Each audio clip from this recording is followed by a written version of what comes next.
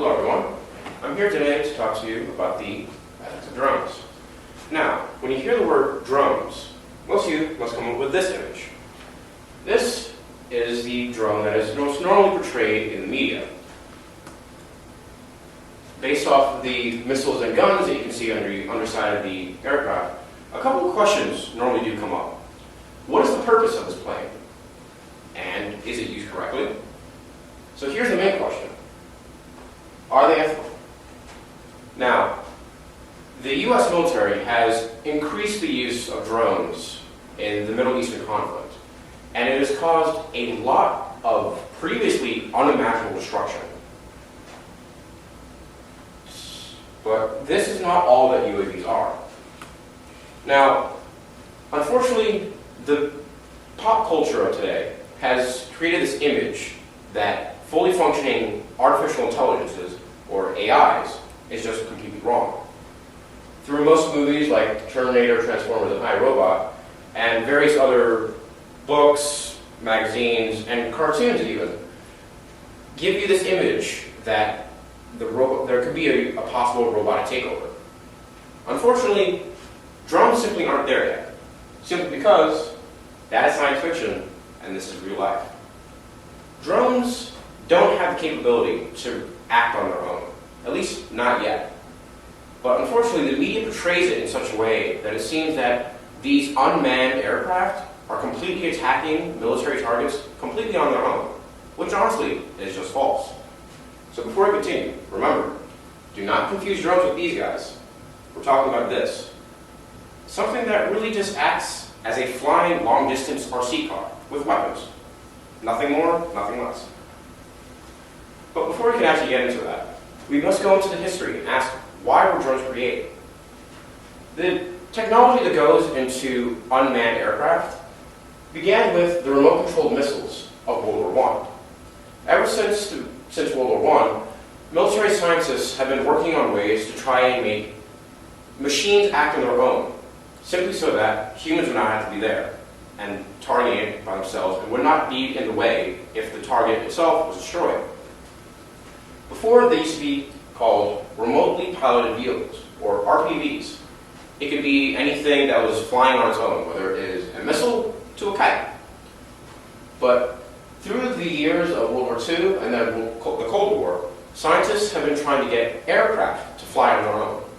In 1982, Israeli scientists were able to create the first unmanned aerial vehicle, or the UAV. The Pioneer was created in 1982. It was a relatively small plane that could only go 12,000 feet in the air, carry about 75 extra pounds, and only had flight time of about 5.5 hours.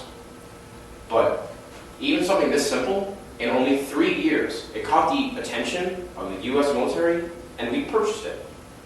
And the main reason why? We found a way to bring our soldiers completely out of the battlefield.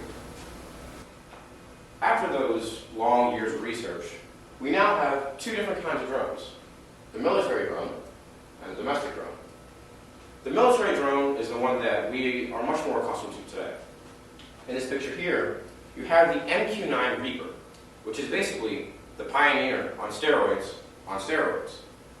This thing has a flight ceiling of about 36,000 feet, a payload carry of over 3,000 times the previous Pioneer, and its range is miles upon miles longer than what the Pioneer could do. However, because of how frightening this drone is, most people are completely against even thinking about bringing it to the domestic area. But the US military had no intention of bringing such high-scale weapons to the domestic area. In fact, police departments have been implementing these little guys, quadricopters. Basically, it is a small machine with 4 rotary blades on top of it. So basically, twice what a helicopter would have. But it's simply for small amounts of control and fast movement. It is not meant to bring heavy destruction like its military brother. It's simply there for deterrent. It is not meant to destroy anything on the homeland. So, why are these drones used? Basically, it is used for the same reasons that all of these were created. All of these pieces of equipment are used to save lives. Body armor, helmets, and shields are used to stop bullets and explosion damage from reaching the human body. However, the closest thing to a drone itself is the little bomb bot here. What you would do with this is send this into the area instead of the person, so that if the area became compromised and this situation was destroyed, attacked upon, etc., the robot itself would be destroyed and a human would be saved. So, the ethics that are behind this. Military advancement is all about less collateral damage. Military scientists have always been working on making all of their equipment more targetable, make it more precise to hit only a specific area and destroy exactly what it is that they want. This, the drone itself, flies into the area, so it makes a closer firing range and allows for that precision that is wanted. Also, it involves the soldiers less. Lowering the chance of American deaths is well beyond enough reason to keep investing our money into drones. Here we value the life of every single person, whether they're in the battlefield or not.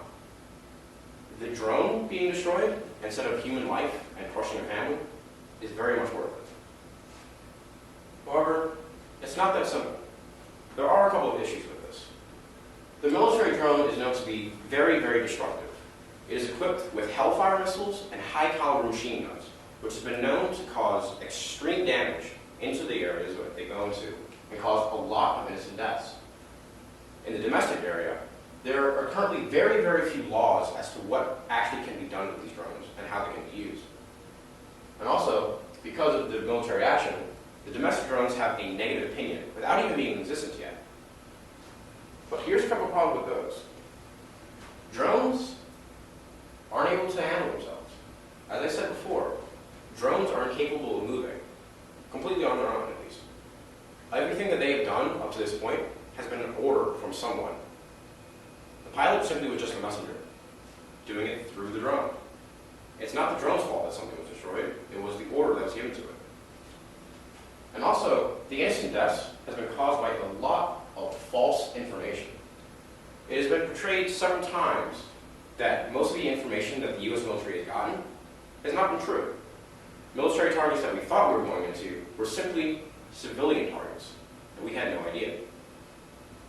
And also, most of the military targets that we were going after, like Osama bin Laden and Saddam Hussein, are technically civilians on their own. They are not trained soldiers to handle guns, they're civilians.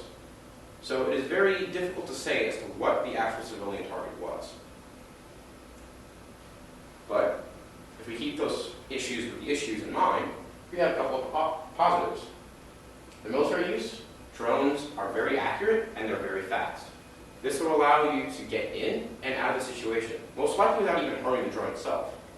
But on top of that, it also removes the soldier from harm, so there's no chance that the human will die on the battlefield. Same thing with domestic uses.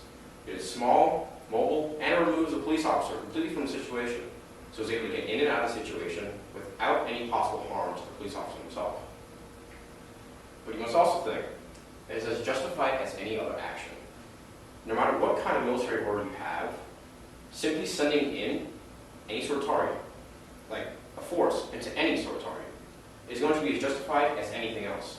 Sending in 30 men with guns and grenades to try and blow their way into the same military target the drone is simply able to fly in, destroy, and get out, is going to be argued about as much as possible. So remember, the reason why we build drones is to have more moments like these, where we're able to send our American soldiers back home to their families, so their families are actually happy with the fact that their family is now renewed. You have new families, you have old families. It's just simply to have that life back. Now, I would definitely suggest to keep investing in UAVs, because instead of moments like these, we have moments like